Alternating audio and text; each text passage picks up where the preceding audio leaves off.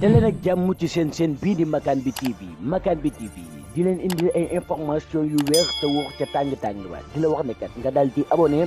bés cloche de notification bi pour vidéo bu dugal rek ngeen mën cee jot. gannaaw nuyoo beeg ziar bi ñu jaajëfal leen bu baax seen ànd beeg ñun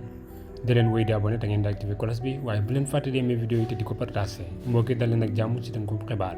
ñu wax ci ki nga xamante ni moo di Birame Souleye Diop nekk secrétaire national bu parti bii di Pastef waaye nekk tamit député nekk tamit maire fi nga xamante ni mooy Thiès Nord moom mooy di Birame Souleye Diop ci fàttali dañ ko fee jàppoon jamono jëlee ñu génn jàpp ki ñu ko jàppoon nag mën nañ ne ni ki tey jii daal libre na ndax bàyyi nañ ko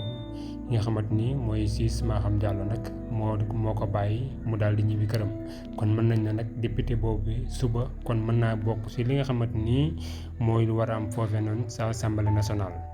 moom moomee nag di Birame Souleye Diop ci fàttali li taxoon ñu jàpp ko de mooy que ne maanaam daal dafa waxoon ay kàddu yoo xamante ni daal nee nañ kàddu yi xotti war may njiitum réew la.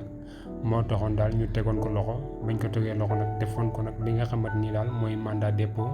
waaye mandat dépôt boobee nag mën nañ ne jeex na ni ko tey jii ndax bàyyi nañ ko mu daal di ñibbi fi nga xamante ni moo di këram.